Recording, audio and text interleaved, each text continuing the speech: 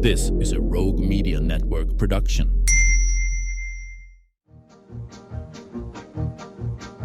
Stars at night are big and bright, deep in the heart of Texas. The prairie skies are wide and high, deep in the heart of Texas. Deep in the heart of Texas.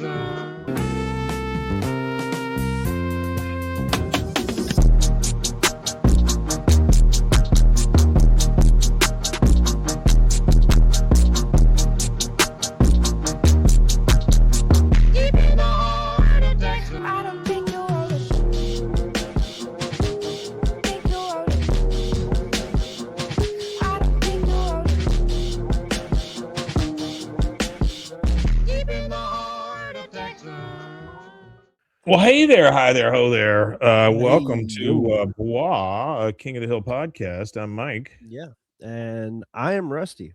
Still he's rusty. He's still rusty. Yeah, Rusty, and, we spend our Fridays doing King of the Hill adjacent things. I think this first thing that you wanted to talk about is it's not just adjacent; it is part of the family.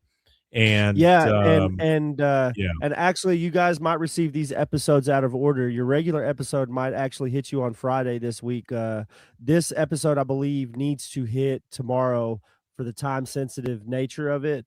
Me and Mike didn't discuss this beforehand, so I'm kind of just dropping this on Mike right now. But I think, Mike, this should air tomorrow just for the time-sensitive nature of what this is. So we didn't tell you this on the Monday episode because you're now getting this as your Monday episode, but your actual episode will air. And I think it's better to do that way. And that's fine. We can swap them around. It's in reverence to the situation and everything. So for those of you that are fans of our show, you know that we were the last interview, I guess, in media, if that's what you want to call us, which is, I guess that's what we are. Yeah. We were the last interview of Jonathan Joss, and through that whole journey, which it was a very emotional journey, a lot of self-reflection and stuff like that during that time. It's kind of really surreal for Mike and I to go through something so heavy attached to something that we created to be so light. Like, the podcast for us was just a way for us to connect and talk about a show that we both loved as I as a kid and him as a young adult. So we are honored by Gary Yap. Gary Yap is a longtime part of King of the Hill itself. He worked on the show and stuff like that, did a lot of different stuff with the show. So for us to even be considered to be a part of the journey and the story of the last project of Jonathan Joss, and Gary Yap and him facilitating it is a complete and total honor. It's a Kickstarter. The Kickstarter will launch tomorrow. Mike and I will discuss the Kickstarter and we'll discuss all the fun stuff, movies and stuff that we wanted to discuss here in just a few. So what it is this is a promise being fulfilled to a friend. So Gary Yap is fulfilling his promise to Jonathan Joss, and they were really good friends, and I'm honored to be able to facilitate this and to be a part of this project. But so from Jonathan Joss and Gary Yap, two sides to every coin. Number one is a 48-page, intricately detailed black and white. I like to refer to it as 48 pages of black and white bad-acidness comic book that brings to life the late Jonathan Joss' final artistic vision and the first issue in his last Western saga. So this is a letter from Gary Yap here that's written. It's actually, I'm reading it from the Kickstarter. My name is Gary Yap, and I had my first video call meeting with Jonathan Joss on the morning of February 15th, 2023. Although we had occupied a lot of the same space over 30 years earlier on King of the Hill, he as the voice of John Redcorn, while I worked as a storyboard artist, Emmy nominated for the episode Aisle 8A, animator, assistant director, retakes director, character layout supervisor, we never officially met until late 2022. I reached out to him to see if he was interested in being a character / avatar in my comic book 55, starring Gillian Anderson. We all know Gillian Anderson. Yep. Although he was more than willing to entertain my request, he actually countered with a story of his own. He saw it as the last Western where two characters, a cowboy who by all rights should be dead, and his partner, a mute Native American outcast prone to visions he can't control, embark on one last mission together. Both characters are broken, each having suffered immeasurable losses, each seeking their own form of redemption with a worthy death. I'll never forget that day because he told me as his ideas for what he called two sides to every coin. A corn, John Red corn, two sides to every corn, two sides to every coin. The character arcs, what shaped them, how each character ended.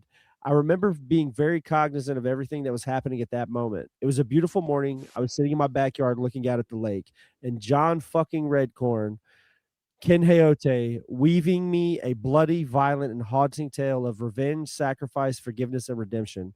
I remember being very aware that I was having a once-in-a-lifetime moment for which I should be grateful. Over the next couple of years, we continue to work on two sides to every coin incrementally. We both had things in our lives that took priority, as happens in long-distance creative partnerships that have no set deadline. For me, work falls in two categories. There's the stuff I'm working on now, which is usually the stuff that pays the bills, and then they're work in progress, where they're not ready to cook just yet, but they're definitely marinating. We were marinating. I would lay out pages. He would give me notes and send reference pictures. He was very much of the idea that as this project grew, it became ours. He encouraged me to explore my own themes within the piece. Over time, we became friends. That being said, sometimes Jonathan would disappear for weeks. It wasn't often for good reasons. Jonathan battled a lot of demons and mental health issues. Truth be told, it almost derailed us at one point, but he always rebounded. In January 2025, Jonathan lost his home to a fire that also killed his 3 dogs. It made the news. I checked on him after that and offered him a place to stay. He politely declined, but offered to visit at some point down the line and let him know that maybe now is when we should kick this project into high gear. I told him that we can't make money immediately, but we could build something that he could profit within a year or two. He agreed and became much more proactive about getting two sides to every coin out sooner rather than later. And if you look here, this is concept art here that's drawn by Jonathan and Tristan Joss. Yeah. So this is the concept art, which I really like that. I don't think there's any Yeah. more art here. No, there's not. Okay. So it's just the concept art here that I really like that. It's really from having conversations with Jonathan Joss and feeling his spirit, if you will. This is what you get. It's like darkness and beauty at the same time, kind of from it. Yeah. It was during this period of his life where he seemed to accelerate the fastest. His writing output increased, and he developed a better understanding of panel-to-panel storytelling process. In February, he publicly came out and married his partner Tristan. They left San Antonio in search of a life elsewhere. When we last spoke on May 30th, 2025, he said that he and Tristan had found a place in Los Angeles, but he had to swing by his old place in San Antonio to pick up a check first. I told him that I didn't like that idea. I just wrote that last sentence out, and I'll be damned if I can't still stop shedding a tear at that thought.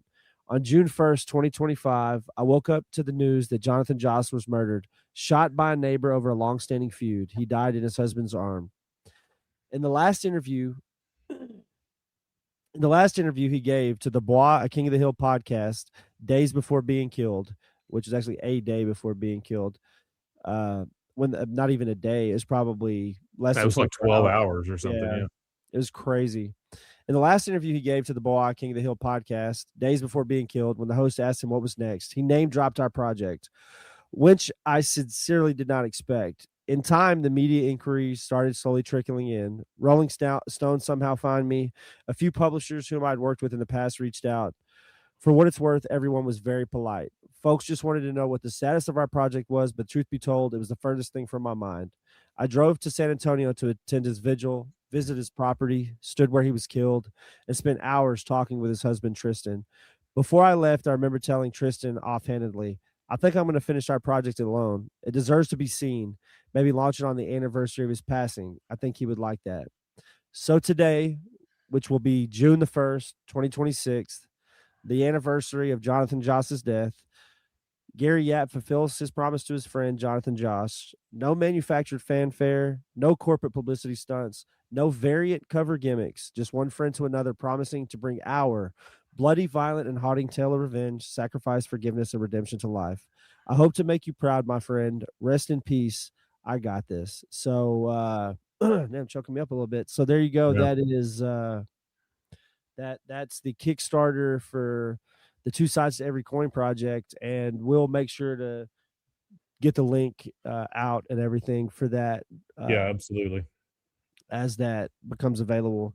That is not only is it touching and all of that, it's such an honor to even be mentioned in that, as something that hopefully helped people get through that. I felt like we did a really good job at that, and it's like when I tell people about the story, I don't know how to feel, because it kind of put us on the map, but it took a man's life, and it's just it's a hard way to I don't know. It was bizarre. It's really the only way I can describe it. It was bizarre in the way that it came around. But anyway, yeah, if you get a chance, go over to the Kickstarter and look for Two Sides of the Same Coin. And make sure that you are supporting Gary Yap's Kickstarter. Again, it starts today, June 1st. That's why these episodes are out of order. And go give him encouragement. Even if you can't support it, maybe reach out to him and just say, "Hey, nice job." Whatever. Just anything will help. Anything will help. Well, I'm really excited. And again, Gary, if you watch this episode and you watch it this deep into the episode, I extend my heart out to you today. I know today's a tough day for you, and I also just want to say how much we appreciate you and for involving us in this art endeavor and this heart project. And we're glad that we could be the ones to introduce it to the world today. And 100%, we appreciate all of our fans, and we hope our fans, we extend this out to you guys. We hope that you go and pledge to them. Maybe we could do something like I don't know. We'll talk about something that we might be able to do for Sure. fans, and maybe we'll announce that later. But either way, I don't know. It's just in kind of at a loss for words. It's cool to be a part of. It's a tough one. It's hard to be a part of, but it's neat to get to be a part of. Let me drag something out here and kind of change the tone a little bit. I want to say how super proud I am of my San Antonio Spurs for reaching the finals. They beat up the Thunder last night, and they weren't supposed to. They weren't supposed to be here, and I am super proud and super happy about that. So I just wanted to take that chance to gloat just a little bit. Yeah. All right. This will be our series. The next one will be a pretty good series. Seventh trip to the finals, and we've won 6 of them. So I'm looking forward to a good hard battle against the Knicks. And go ahead. Well, Jonathan Josh is actually a San Antonio born actor. Yeah. I'm not gonna say he was a fan, but if he was a basketball fan, the odds are that he was probably a San Antonio Spurs fan. Yeah. The odd thing about it, and like I told my wife, this happens in sports a lot, where these coincidences happen or old players play other players or something, and there's always this history about it and everything. The last time the New York Knicks made the NBA Finals was in 1999. That year they played the San Antonio Spurs. So, it's a coming home kind of thing. That was our first championship that they won. And so it's just going to be a lot of fun. And I can't tell you how great I feel for the people of San Antonio, because the best fan base in the world. Okay, let's talk about the new show. Here we got all the titles now, and we have the for sure launch date. See the titles. Okay, yeah. So we've got a bunch of titles now. Yeah, so July 20th. They all drop at once. We've got Searching for Bobby Fischer. I'm sorry, I put that last thing on there. I should have taken that off. But Search for Bobby Fischer. This is kind of like the chess thing, I would think. Then there is Care of the Dog, which I'm assuming because Hank's holding that new leash that maybe we're getting a new dog or he's having to take care of somebody's dog. Episode 3 is Changes. Not sure what that's about. Episode 4, Failure to Hard Launch. Then episode 5, Failure to Hard Launch. That reminds me of the Matthew McConaughey Failure to Launch. Failure to Launch, yeah. The one Maybe that that's we what saw, it is, a play on that. the one that we saw a little bit of a preview for, where Hank is standing there with the people in costumes. I'm assuming that's what this one is. It says Hank Encounters of the Nerd Kind. Then there is Propane Recall, Best Little Marriage in Texas, Hank Ruffles Some Feathers, Reality Bites, which is a good movie, by the way, and No Cuddle Offense. So there's your titles.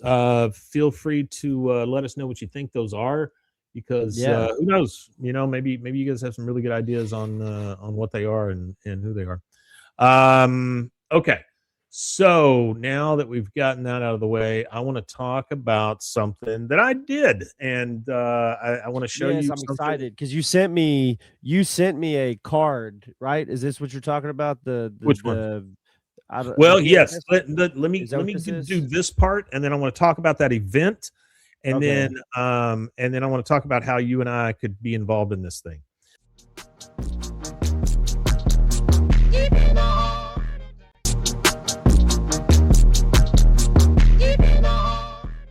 So I just got through with something called Close Encounters Film Festival. This was put on by Texas Horror Cult. It is a Fangoria film festival. We were lucky enough to be part of it. We made a 7-minute short film that we played at the theater in Dallas. It was the Texas Theater, the one where Lee Harvey Oswald was arrested. We were part of this great film festival. We didn't place or win or anything, but I thought we did really, really well, especially for our first big horror film festival we're in. That's pretty good. That's awesome. Yeah. There's a director here in town. Her name is Sam Elton, who she goes by Cinema Roll Sam, if you wanted to look her up online. I'm an award-winning actor. I don't like to brag about it. I've never really discussed it before, but I'm an award-winning actor. Don't think you won't be included in one of these things. We made something called Project Memorial Day, and I'll tell you, I'm going to show that little movie to you, but the deal was the competition. You had to mention Memorial Day in it, or Memorial Day be a part of it. That was just the thing you had to do. It had to be all found footage, which, by the way, the ones that won, they didn't go by the rules, but it had to be all found footage, no exposition, no anything. So without further ado, let me show you Project Memorial Day. Oh yeah. You all laughed at me when I said it started before language. You laughed when I said that history wasn't really history. It was a cover story. That's all right. Laughing is what people do while the shape of the world starts slipping. There is no prepping for an alien invasion. It has already happened. Before kings, before Rome, before Scripture, they were here. Sky people, grays, little green men, extraterrestrials. You call it myth because that's easier than memory.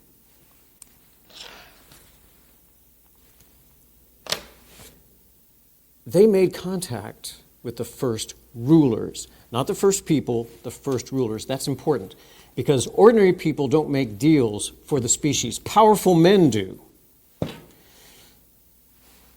The flood stories. People say God washed the earth clean, maybe, or maybe it was the first reset.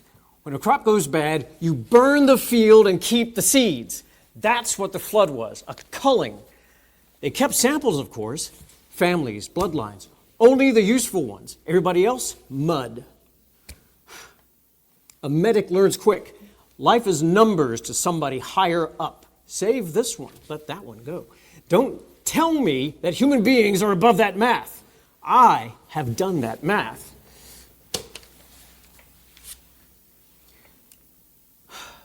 Today is May the 1st. 2026. In 24 days, I will post all of my findings.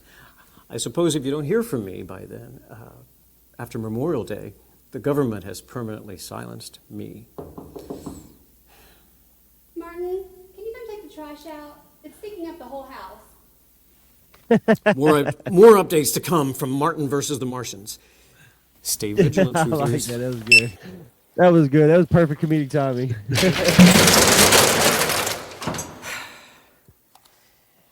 Change of scenery. Welcome to my prepper basement. Let's take a tour.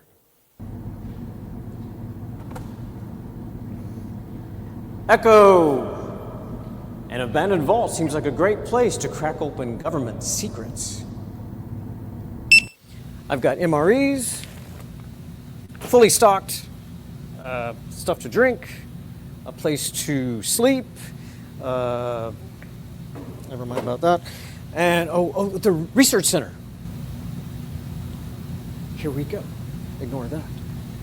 A research center, equipped with everything I need. The big board to keep ideas straight, ruggedized PC workstation, instrumentation, lighting, documentation, more provisions, and next order of business is to line the ceiling with Faraday materials to keep prying eyes and ears out and to continue my blood studies. More updates to come on Martin versus the Martians. Stay tuned, truthers. RH factor. Most people have it, some don't. What if Rh negative blood isn't a mutation? What if it's a remnant? What if that's the sorting system? What if they've always known who belongs to them and who doesn't? Because maybe somewhere back there, something got in and they promised to save their own. I have to run a few more tests to be certain, and I'll need another sample subject to compare, of course, but I do feel like I'm getting closer to the real truth. More updates to come on Martin versus the Martians. Stay vigilant, truthers.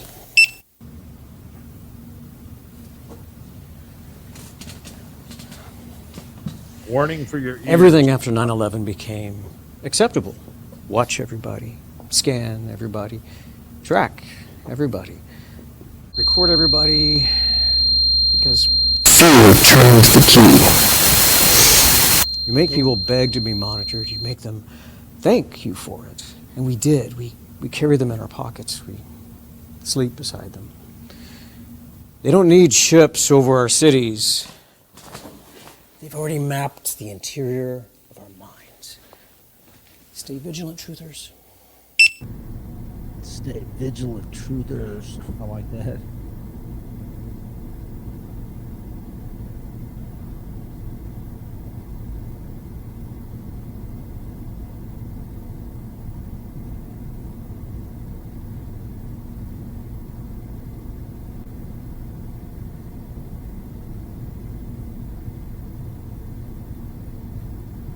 Martin. I told you not to follow me. I was right about all the wrong things and wrong about the one thing that mattered. I was asking the wrong question. Maybe there never was an invasion. Maybe it was insertion.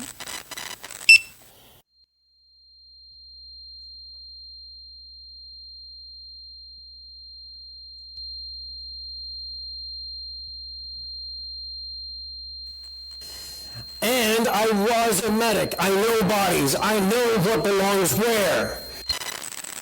Sometimes at night, I can feel something under the skin moving, like I was marked a long time ago. I can prove it. I can show you. I can cut it out. Do you hear me? You don't get to wear me like a fucking coat. There you are.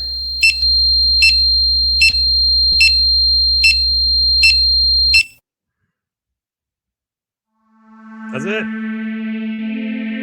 Oh, that's pretty good. I like that. Yeah, Project Memorial Day. That's pretty cool. That the thing I was most happy with was the X-Acto up to the eye.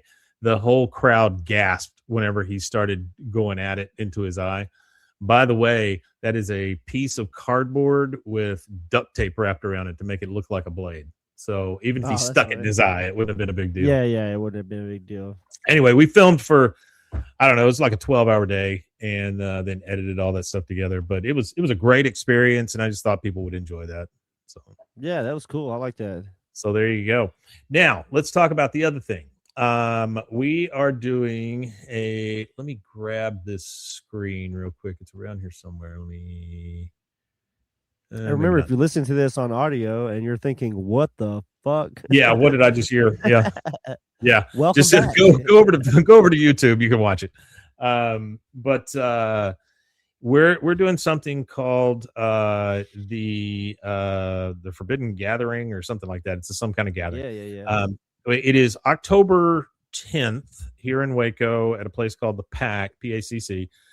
It is a paranormal UFO cryptid true crime convention. It's a one-day thing, right? It'll be all day. We'll be doing things on and off all day long. Speakers. I've reached out to some famous directors to see if I can't get them to zoom in and have people interview them.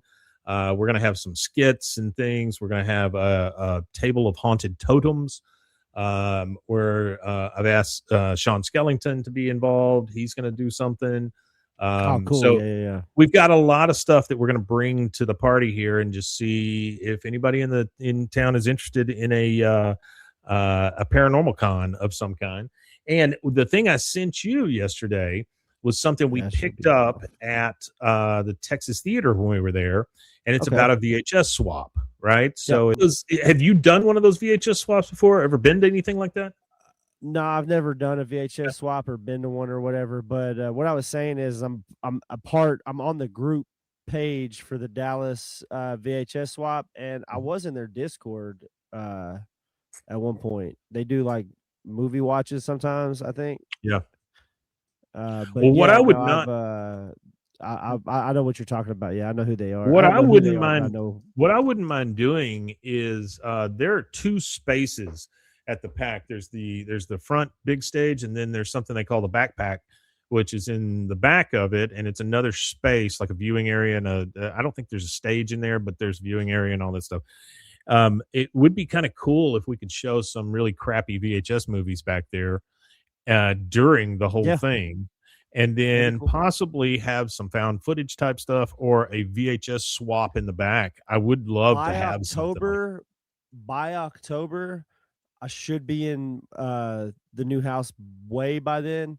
Okay. And I'll have all of the things out of storage. Like like before we moved into storage, I had all the things like accessible. Yeah. Right now I don't have anything accessible to me. Yeah. But by October the 10th for sure. And I think I'm off that weekend as well. So that'll what I may do, I may try to get you to run that little portion of it if you want to. I think it's something you and I have talked about for a long time, and now we've got a vehicle to maybe do it.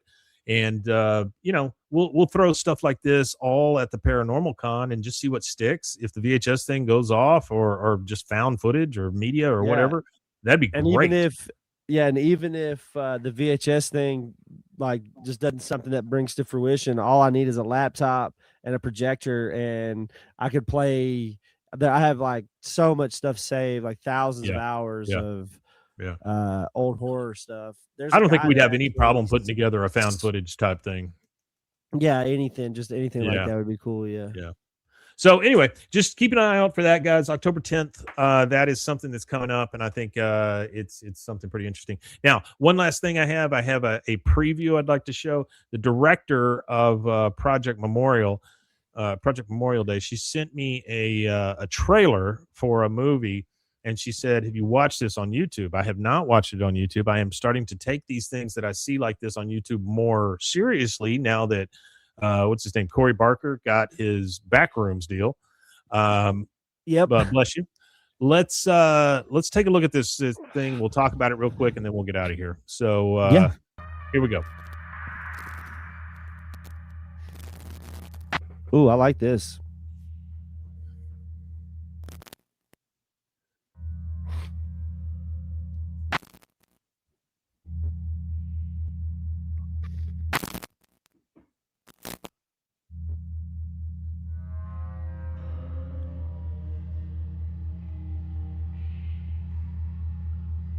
Again, sorry, audio listeners. Might have to get over to YouTube to watch this. Yeah, this episode should be viewed on YouTube.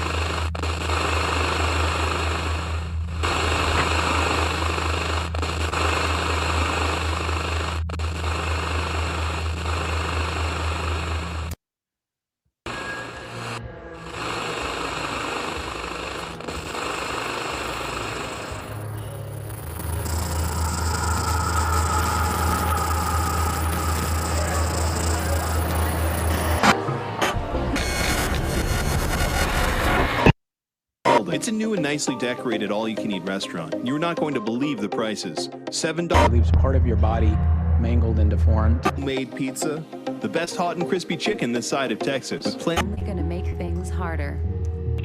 He's in there. Right environment to create mysterious adverts to imply the viewer is being recruited for some form of psychic parking up front. Try our coconut shrimp, assorted veggies, our legendary. There's actually laws against performing large-scale exorcisms.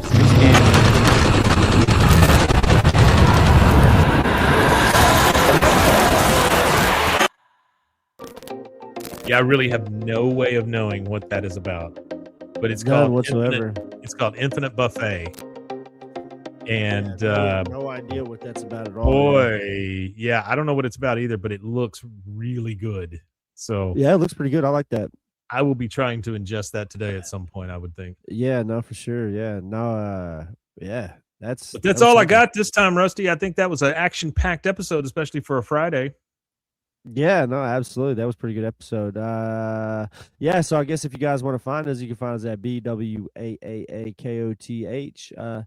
If you just listened to this episode and you heard all the weird, wacky, wild noises and want to know where you can find those noises at and what they are, you can go to www.youtube.com/@BWAAAKOTH. That's the @ symbol, which is the number 2 long pressed on your phone. Also, Number don't 2 forget long the press on your Kickstarter. phone. Yeah, well, I mean that I love that's it. that. Kickstarter. Don't forget the Kickstarter. Yeah. Yeah. I will try to have a link in the captions or the down below part of. Are you able to put it into where it goes into? Yeah, we can put it on that. We'll put it on the website. Episode Yeah, we'll notes. put it on the Yeah, next yeah, thing. yeah. Like the episode thing. So yeah, it'll be there, and so check that out for us. And I guess all there left to say is, we matanye. We matanye indeed, and we will see you guys again next time.